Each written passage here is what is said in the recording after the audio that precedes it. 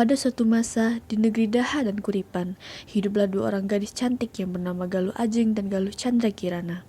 Di suatu hari, Raden Inu Kertapati bertunangan dengan Galuh Chandra Kirana di hadapan para permai dan majelis.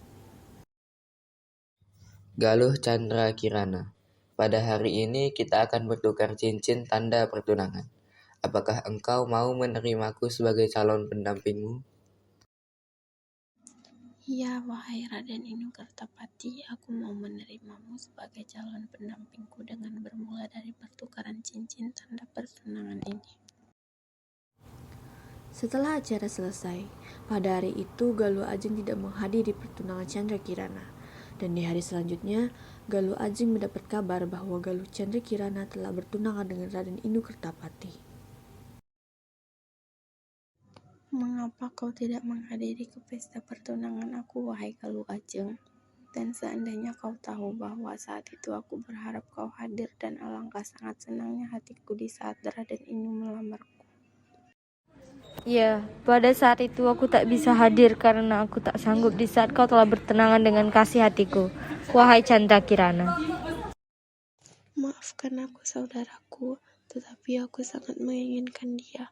Andai kau memberitahuku tentang rasa sakit hatimu sebelum pertunangan itu terjadi, mungkin aku akan mengalah demimu.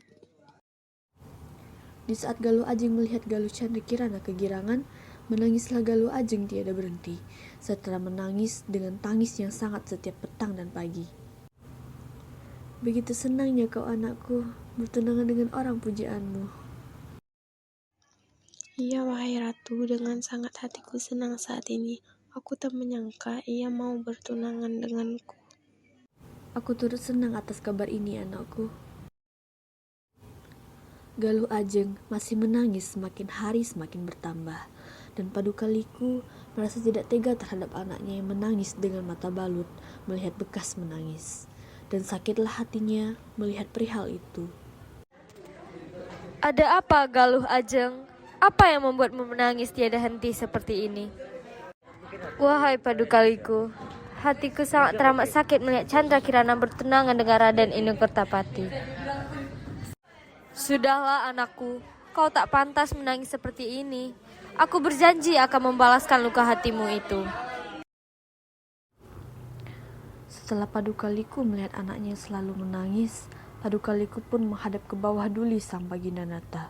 Padukaliku lalu duduk berderet dengan Mahadewi di depan sang Nata. Galuh Chandra Kirana yang pada saat itu duduk jauh, tanda menghormati ibunya. Galuh Chandra Kirana, mengapa engkau jauh di sana dan tidak duduk berderet dengan sang ratu? Tak mengapa, Ayanda. Aku berada di sini jauh dengan semuanya untuk bertanda menghormati sang ratu. Sungguh ta'lim dan sopannya dirimu, anakku.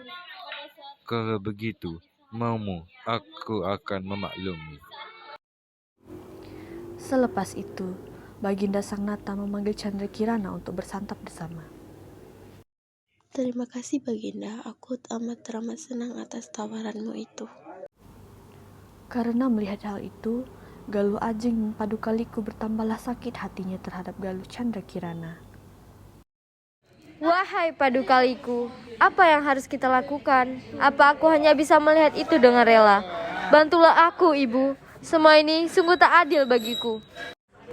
Ada satu hal yang ingin aku perbuat kepada Galuh Chandra Kirana dan Sang Ratu. Tapi, apakah semua itu akan berjalan lancar? Apa itu, Ibu? Tak ada yang tak bisa kalau kita belum mencobanya. Aku sudah tak sabar ingin menyingkirkannya, wahai Padukaliku. Kau lihat saja nanti, wahai anakku, apa yang akan aku perbuat kepada mereka. Setelah selesai santap, kembalilah masing-masing mereka dengan diiringi oleh dayang-dayangnya.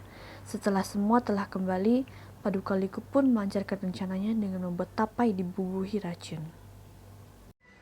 Pada hari ini, Permaisuri dan Chandra Kirana itu akan mati, dan hanya aku dan anakku, Galuh Ajeng, yang menggantikannya. Dayang-dayang itu pergilah membawa persembahan yang ditaruh di dalam bokor emas yang sama majelis dan permai itu. Dayang-dayang itu berjalan kembali menuju istana permaisuri.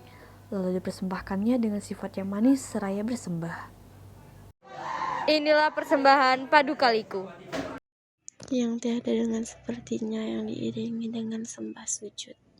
Paduka Liku dan Galuh Ajeng bersuka hati teramat sangat ketika melihat persembahan tapai itu disajikan di majelis dan permai itu. Jikalau Chandra Kirana juga memakan itu, akan aku jadikan anakku tunangan Raden Inu Kertapati. Setelah melancarkan niat itu, dan mereka berhasil untuk melumpuhkan Chandra Kirana dan permaisuri dari negeri Daha dan Kuripan ini, seluruh penduduk negeri itu pun turut berduka dengan meninggalnya permaisuri dan Chandra Kirana, dan negeri ini akan diduduki oleh Paduka Liku dan anaknya Galuh Ajeng sebagai penggantinya. Hahaha, sungguh senangnya hatiku wahai Galuh Ajeng. Akhirnya kita dapat menguasai negeri ini sekarang dan seterusnya. Ya wahai ibunda, hatiku pun sungguh senang melihat Chandra Kirana telah tiada, dan Raden Inu Kertapati pun akan menjadi milikku seorang. Setelah beberapa bulan, Paduka Liku dan Galuh Ajeng menduduki negeri Daha dan Kuripan. Galuh Ajeng pun bertunangan dengan Raden Inu Kertapati dengan sangat terpaksa, dan sang raja hanya bisa menyaksikan semua tanpa berkata sepatah kata pun.